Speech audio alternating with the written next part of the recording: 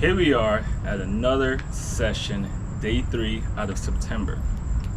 I must say we're off to a great start where it's very consistent and I'm very pumped up. I'm excited. Alright, so with today's exercise, I'll be going over in a few seconds. Before I get started, we're going to be listening to Joseph Rodrigues. People say the exact same thing we imagine. So what we think about is already happening, okay? There's a possibility it's already happening, all right? So who you imagine imagines you, all right? So one of the things I want to take a quick story to say is that I thought of a YouTuber. Is there somebody out there that is like doing the whole 6-figure, 7-figure type of mentality and have the ability to share some of their perspective, not just making the money, but the mentality behind it.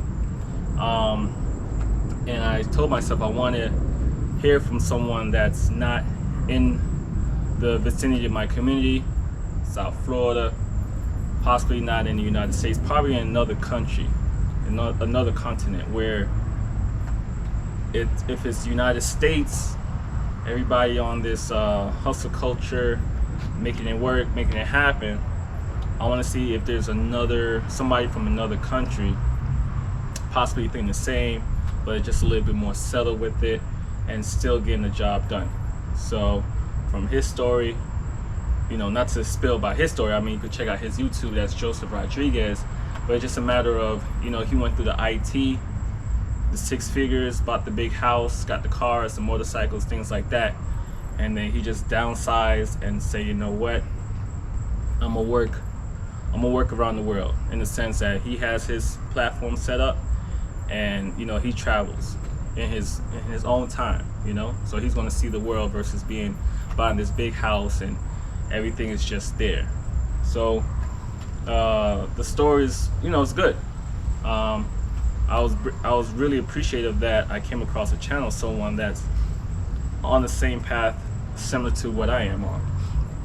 I may not have experience yet the 6 figures or the 7 figures, or no matter what the figures take me. At the end of the day, I have basic morals and principles of the foundation of where I want to start. All right, as you can see, it's in the fitness, it's in the studies. You know, I'm studying for another skill, real estate. I'm a real estate agent, and other experiences I have that I could sit on that foundation and be able to explore and help others, including myself, and just continue growing from there, which I already experienced before. I did little situations, don't have to talk about all my stories and achievements, but it's been there. It's like, you know what, I could really scale this on another level and take my time. There's really no reason for me to rush, okay? So on today's exercise, I just want to intro this in of how Joseph Rodrigues came about, and of all people I'm listening to him. You know, I'm checking out his YouTube videos and the information he's sharing, and some of the books he has read and put his perspective on them. You know, from you gotta excuse me, I think it's definitely Think and Grow Rich. You know, and there's another one here, Neville Goddard. So there's quite a few books. Caught myself off guard, and if I'm saying like, oh, what was the books again? Caught myself off guard, but there's a few books on his channel he went through, put his perspectives on the chapters, and, you know, how can we apply some of the things we're mentioning in these books into reality, and just taking it from there. All right, so we're listening today. People say exact same thing we imagine. All right, that's going to be playing in the background, Joseph Rodrigues. Today's exercise is 30-second stretch. Now, on the 30-second stretch, I just touched my toes. If you want to be able to add more of a stretch, feel free. I'm noticing that my lower back yesterday, I don't know which exercise it was, but I don't know if I'm using too much of a curve. I'm going to use less of a curve on my back, because I did feel a little something. It was kind of weird. So probably off camera, I will do a little bit more stretches, but for now I'm just touching my toes. If you want to do more exercises, more stretches I should say, feel free to do more stretches. Okay, 1 minute jump rope. Okay, so that's after the stretch. The 20 lunge, the single leg lunges, the 20 on each side. Okay, the point of the lunges now, quickly, is that if you're jogging, you're walking or jogging or running, I'm noticing that the lunges help the legs give it more of a power push. So I'm noticing that in my walking jogs. Okay, the upper body is push-ups, 20 push-ups. After that is the diamond push-ups. Okay, the wide push-ups, which you guys, if you saw day 2, I was able to show that on the video. The wide push-ups, the diamond push-ups. Now I'm gonna face differently. You just simply have your index and your thumb, and on your hand, and you're just pushing down, your chest touching the floor back up. The leg raises has been raised up to 50. Okay, so yesterday was 40. Day 1 was 30. Day 2 was 40. Day 3 we're doing 50 leg raises. The 50 leg in and out, laying down, where you're extending you're laying down and you extend your feet out, your legs out at your feet. Extend your legs out, and then you bring your knee to your chest. Okay. Now, the next one after that is 2 sets, 30-second side plank. All right, so we're doing side planks, 2 sets on each side. I'll switch up the sides. Feel free if you want to do the same side. Okay. The bird dog 10 seconds hold. I think I didn't explain this clearly yesterday, so I'm gonna take time to explain it clearly on this video. I want to give credits to Squat University. There's a YouTuber called their channel is called Squat University, where they talk about the core abs, and I went ahead and picked up bird dog. Now I'm gonna pull out the mat now before I get started, where I didn't explain it, so if you had switched for another exercise, that's fine. But from my understanding is that you're on all 4. All right, feet here, knee here, hands here. All right. There was also saying not too much curve, the curve here. So try to have the back more straight. All right. And from my understanding is that when you put your leg out here, it's not here. Extending is not, of course, on the floor, which is a few inches off the floor, about right here. That's one position. And then for the other hand, the opposite hand, so right leg, left hand, I'm gonna hold it up. Okay. So let me give this a run for its money right now. So yes, I think it's right here. Boom, right here, if I'm not mistaken. Right here, and then you hold it for 10 seconds. And when you hold it, the abs are all here, is already engaging. I could feel it, it's engaging already. All right, so you hold, right? Now once you hit the 10 second on the timer, I'm letting the timer run. Once you hit the 10 second, without doing so much curve or curve here, sorry, either curve here or curve in the back, you're just keeping everything in line, and you're just really bringing that knee in, connecting with the fist. All right. Now, I hope I explained it correctly. It's a matter of I checked out the recording for the day 2 session, where my lower back was curved a little bit too much. Probably that's why I felt a little soreness or pain back there. I'm looking forward to giving myself the proper stretches for that.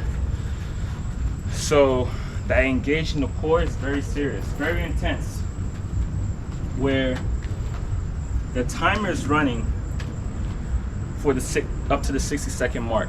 So when it hit the 10-second mark, go ahead and bring that fist to knee.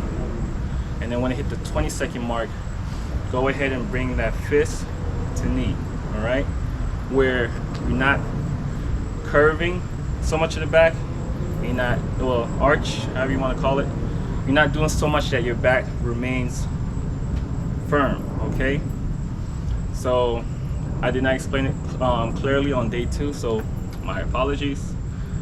And after that, we're going to go into a 2-minute jump rope. Okay? After the 2-minute jump rope is the rip right, where I'm holding it for 5 seconds.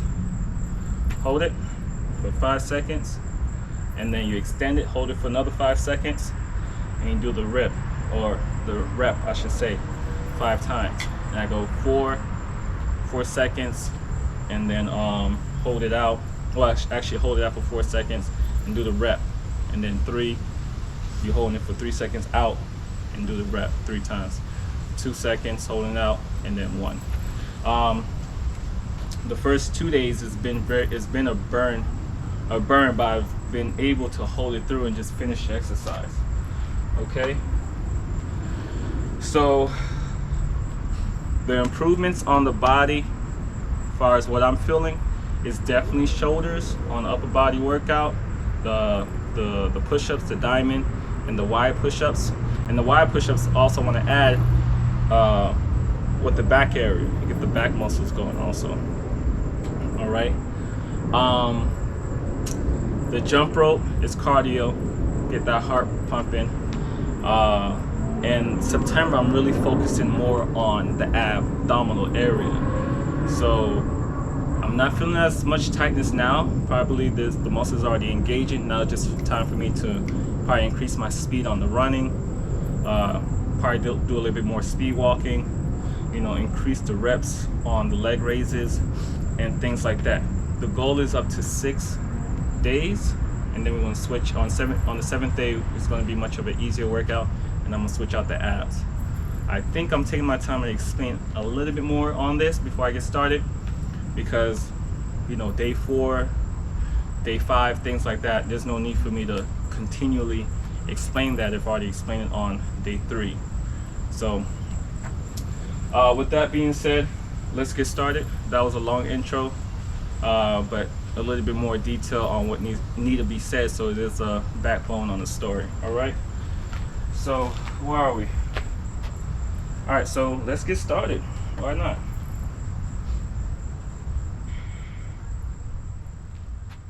I titled today's Neville Goddard conversation, "To the Degree I Am Self-Persuaded." So I'd like to continue our conversations in regards to relating with each other. Personal relationships, business relationships. I, over the years, have seen the same thing playing out.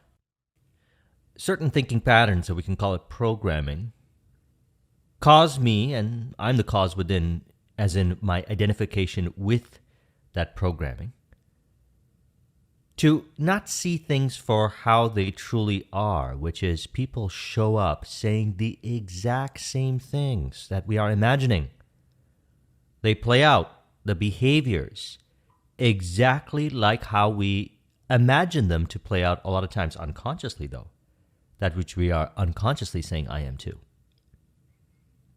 That's why I love conversations. I love relationships, because we recognize that in relating with each other, we discover what we are saying unconsciously I am too, based on how people relate to us. And when we change these relationships by intuitively, psychologically reflecting upon the experience and finding the truth in our inner world as a result of letting go of thinking patterns of not being how we truly are, seeing things from a perspective rather from love, we begin to understand things very deeply.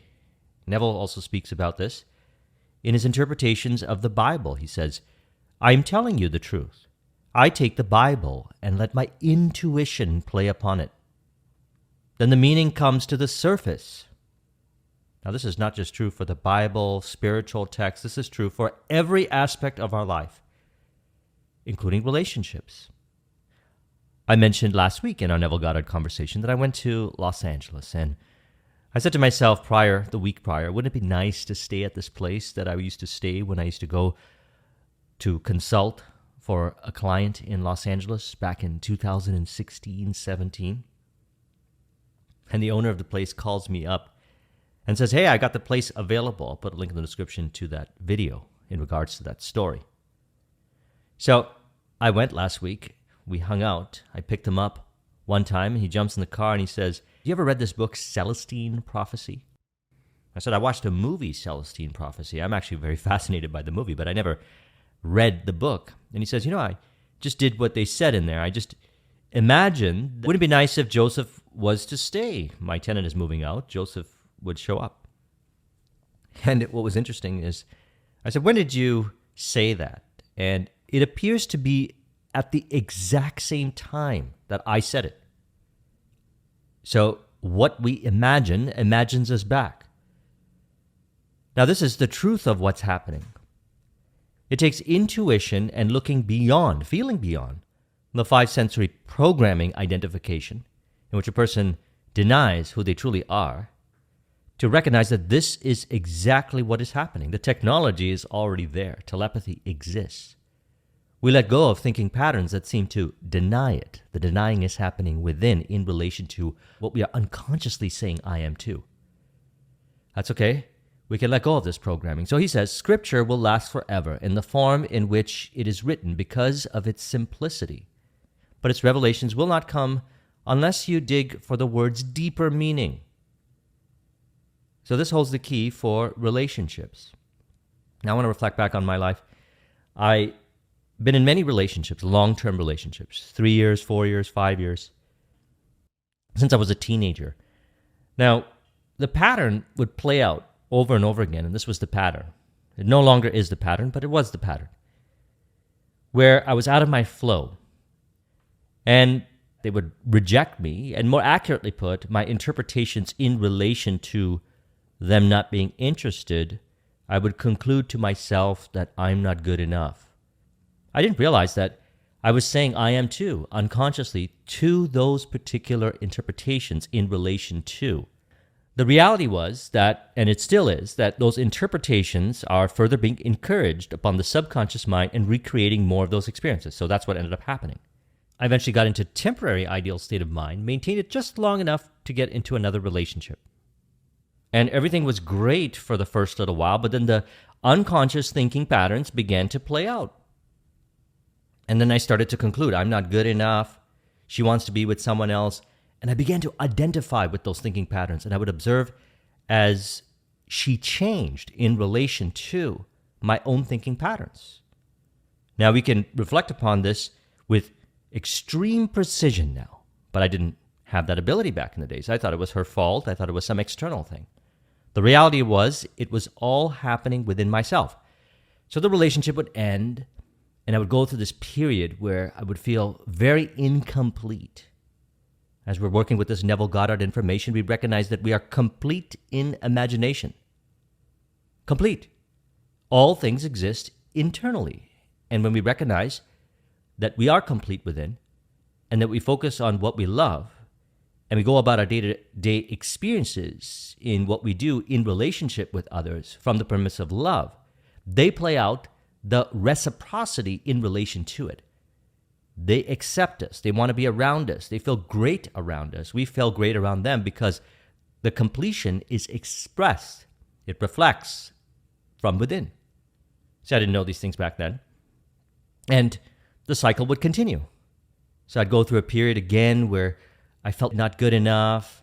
My self-esteem was low because I was looking for completion or validation based on how people would respond to what I'm communicating in the external, rather than recognizing it for how it truly is, which is I am complete and I express. I will allow myself to be. Now, this would go on for years until one year it changed. The relationship ended because of the reconciliations that occurred as a result of the spiritual alchemy process, which is simply letting go of thinking patterns forever of what I thought I was, and aligning myself accurately to the thinking patterns in relation to completion within, which we discussed in Thursday's video. I'll put a link in the description to that. And what I noticed is that when the relationships would transition, because that's how I see it, it transitions, They go in a certain direction, lovingly so. I go in a certain direction, lovingly so. You stay with that completion. You go back on dates, you live your life, you do all the things, and people accept you. None of those theatrical performances of how I related to rejection or any of those things were playing out, and they don't play out. Now, this is a wonderful thing because I didn't intuitively understand it to the degree. I didn't have that reference experience of understanding what people were always saying to me, which was, be who you truly are. Now those words have such a deep, significant meaning to me. When we look back at our last video, we said, we let go of thinking patterns of how we are not. We, in the process, recognize the thinking patterns of how we truly are. And number 3, it automatically expresses as encouragement. I would observe the conversations. So the conversations prior, when these relationships would end, and I would start dating again, would be one of neediness and looking for validation. And there's always this needing kind of approval conversations. And it flipped over to encouraging conversations. I believe one of the things that helped me tremendously with this was going down the pathway of consulting, business building, because we find that when the clients show up, they genuinely say, this is how I want to be, as related to Thursday's video. And my goal is to represent them as that person now, which is complete now, as in their goal, their visions, what they desire to experience in the future is actually now. And to communicate from that premise, to more accurately put, see them in my mind's eye, experience that they are that way from that premise, which is lovingly so now. And what I notice is the conversations are so flow-based, people produce the results, they're happy to have the conversations, and this is true for any area of our life in relationship with others, personal life, business life, etc. We want to allow our intuition to play upon the experiences to find the true and accurate meaning within. We find the true and accurate meaning within in relation to the experience, which indicates, intuition guides us to the realization that we are complete within. Follow your heart and intuition, as Steve Jobs said, they somehow already know what you want to become. So, to the degree that I am self-persuaded, which is from the perspective of truth and love, that completion is within, other people represent it symbolically so in personal life, business life, as symbolic representations of behavior, conversations that reflect that completion within. So Neville states, the Apostle Paul tells us, though I speak with the tongues of men and angels, but have not love, I'm as sounding brass or a tinkling cymbal. Then he takes all the symbols of God and he compares them to love. You could have all the wisdom of the world, all the power of the world, but if love is not present, your worldly power and wisdom is as nothing. So it's easy to imagine others lovingly, in which they play out the theater of lovingly to reflect the lovingness or completion within. When you recognize that you're complete within, all is found within. Approval, validation, happiness, everything is found within. It is expressed in the conversations, in your experiences, in your day-to-day life, in your business, in everything you do. He says, there is no gift of the Spirit comparable to love. And in the end, love is the only thing that is alive. So we're taught to imagine lovingly. And when a person is complete within themselves, it happens automatically. And if for whatever the reason they don't feel this completion within, they have the opportunity to represent others in their mind's eye lovingly so that they can also reconcile within themselves, as he says here.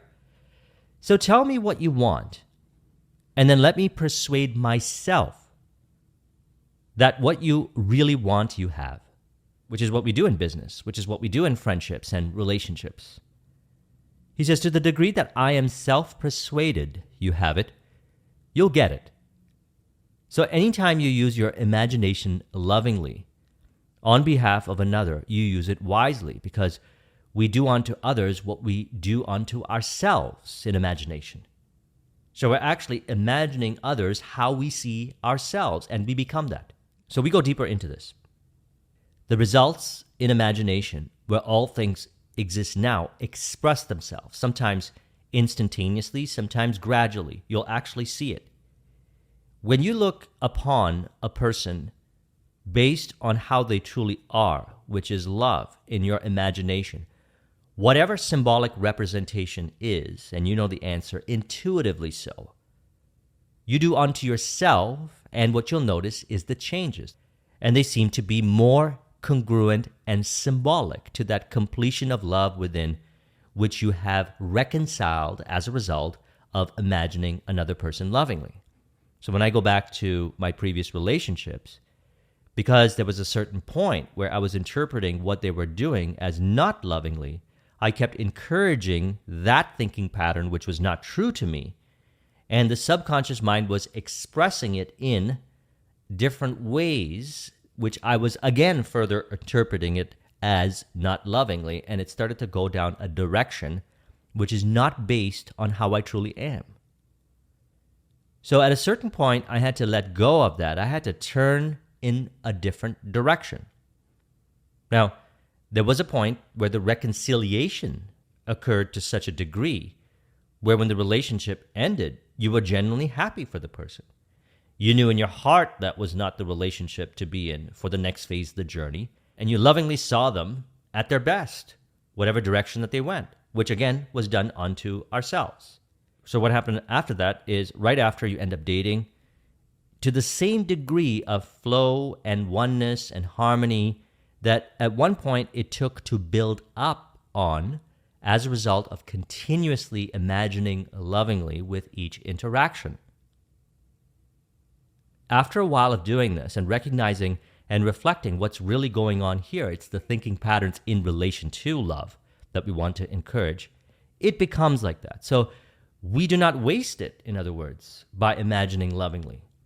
It has returns that may not be apparent right now, but they continue to show up. And by the way, it has shown up over the years of doing this in the different areas of my life, personal life, business life, clients, etc. As mentioned in Tuesday's video, it's a lot easier for me now when a person shows up in conversation and they say, this is how I really see myself. I say, that's how they are. And in the conversation, they may even say things that seem to, and the key word is seems to, deny that they are not that person now. But whatever they say, I'm able to real time recognize that it's only an opinion, and my relationship to the opinion is causing the effects. I am the cause within. And all I have to do is recognize that what they're saying is actually truthful to how they accurately see themselves to be, representative of how I truly am. We do this real time, in conversation, or at the end of the night, you could do it through revision, which is simply to recall the conversations you had throughout the day in your mind's eye and replay them as they would be ideally. I could assure you, you get better with practice and you're able to do this real time. I've met many masterful psychotherapists, psychologists, and entrepreneurs, leaders, consultants who could transform their clients real time. And I would hear their clients say a lot of things that were not true to how they really are, but yet the leader would maintain the poise. Watch the video I did on Thursday as we further discuss this, to allow those thinking patterns that are true to how that person is to surface. They had let go of the thinking patterns of believing literally what the person was saying and applied what Neville talks about here in relation to the Bible. We do this with others as well. He says, I'm telling you the truth. I take the Bible and let my intuition play upon it. Then the meaning comes to the surface. Now, this is something that I learned growing up. My grandmother used to teach me this. She never used to say, this is what the Bible means. She said, just read the Bible. That's it. And she knew what she was talking about because she knew as children, your eyes would automatically go into areas where they were inspirational and they would connect the dots. Sometimes one passage would connect with another passage.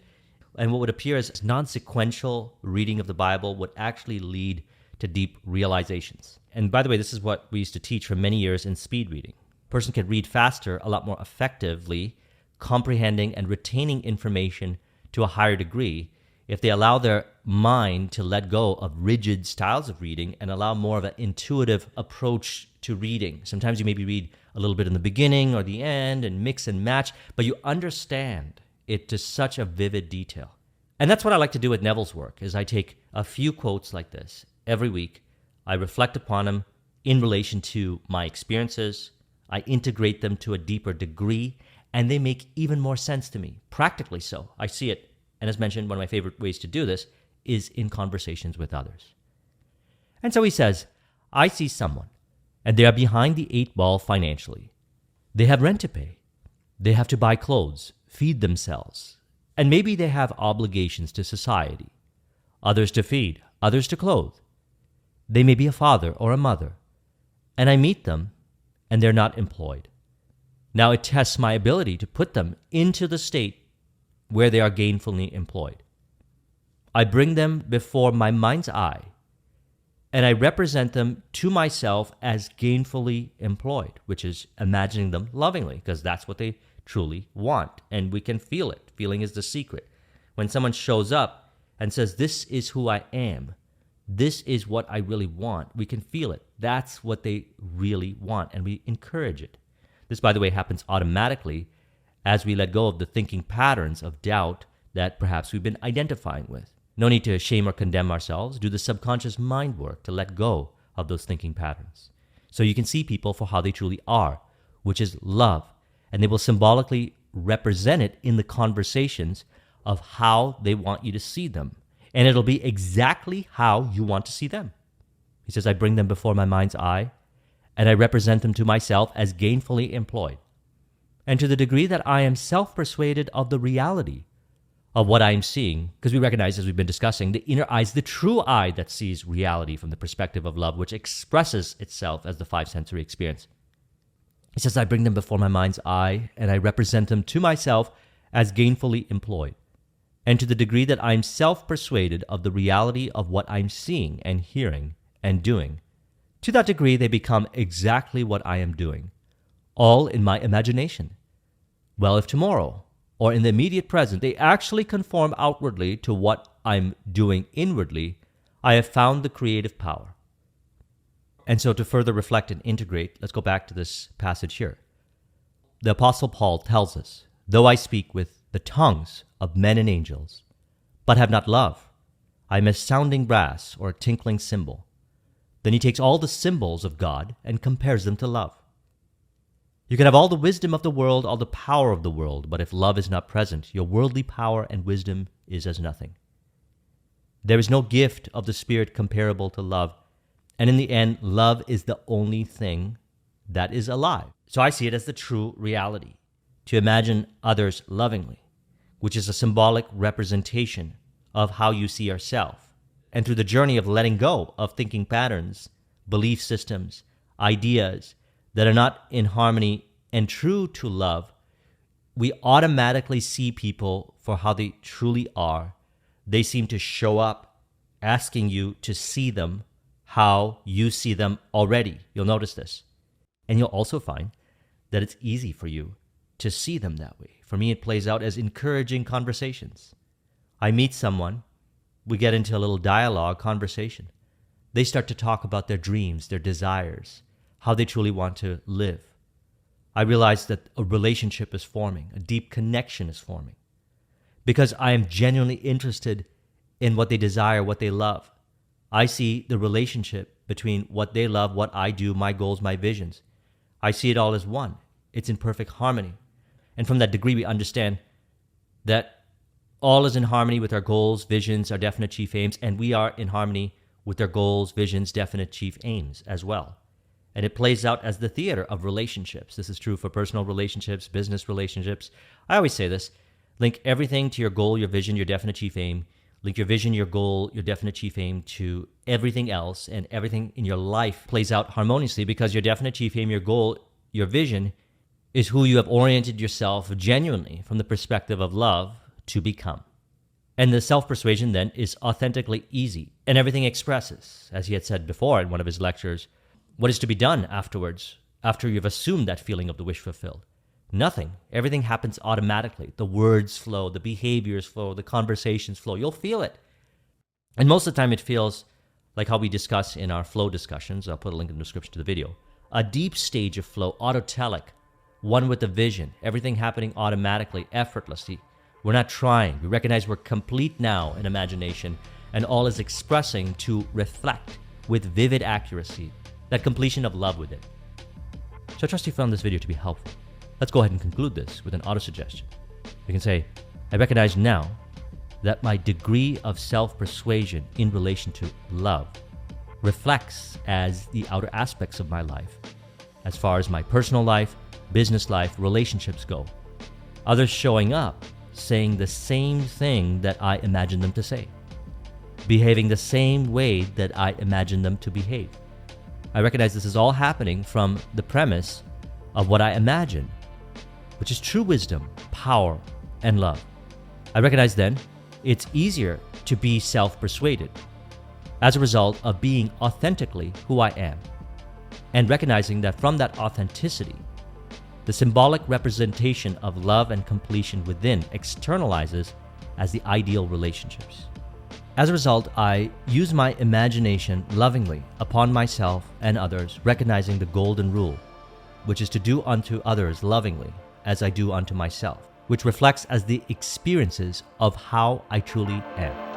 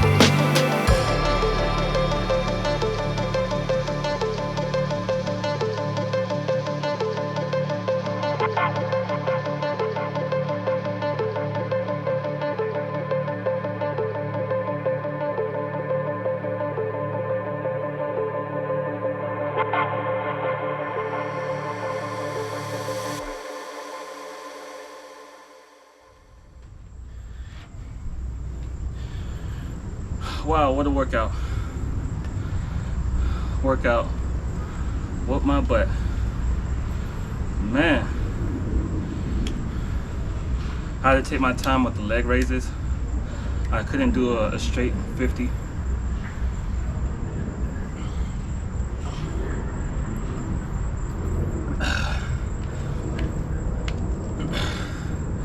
The legs in and out, laying down. I think I was doing like 10 at a time, something like that.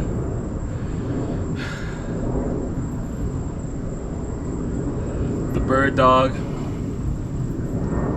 I wanted to do it for the 60-second. So every 10 seconds, fist to knee. I had to stop myself short at the 40-second mark. So I did it 4 times on each side. The jump rope, I did what I can. So it's all good. I will not attempt to raise the reps. I'll keep it the way it is. So this will already be for day 4. I'm not gonna raise it up. So day 3 and day 4 is gonna be the same. Today's day 3. All right. I think I'm just glad to get through the workout because the amount of times I wanted to quit. Quitting is not an option.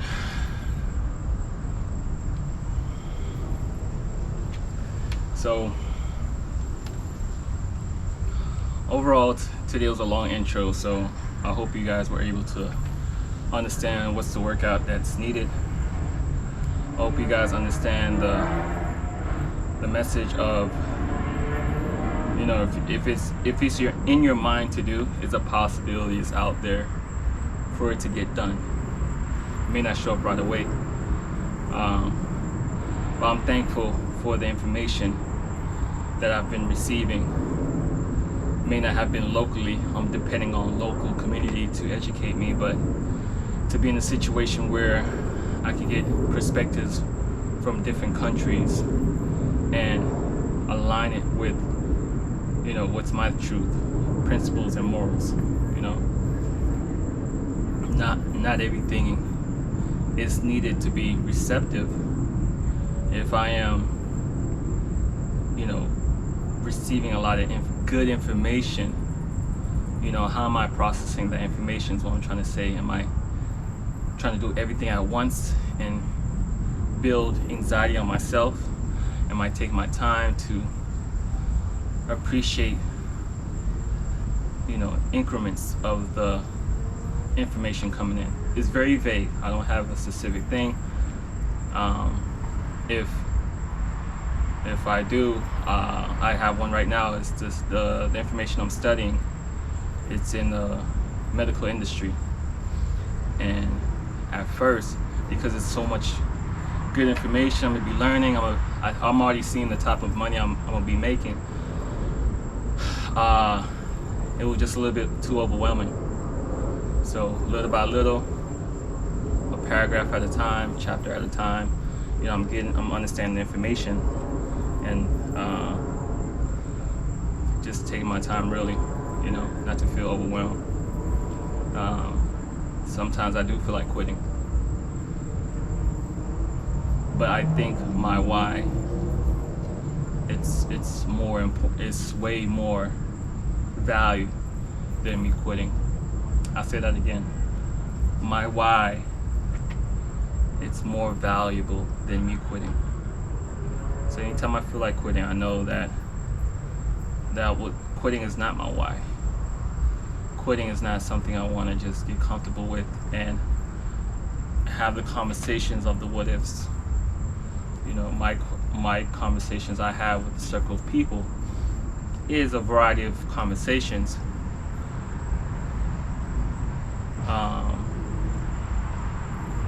But my circle of people is about taking action, which I'm thinking about a whole list of people that I know that may not be the ones to sit around and just talk about the good old days and not do anything. They're all taking action in their own way, and I'm proud of them. So I'll just continue this journey, because I already know this intro is pretty long. I'm aware that this workout was very long, so I'm gonna leave on that note. Until next time, we're gonna continue the same exercise and probably work on the speed of it. I took a lot of rest breaks, so I'll take less rest breaks and a little bit more reps and see if I could narrow down the time. All right, so you guys take care. Thank you for watching. Today was a peaceful day. Tomorrow's gonna be peaceful, and we're gonna keep this thing going. Peace.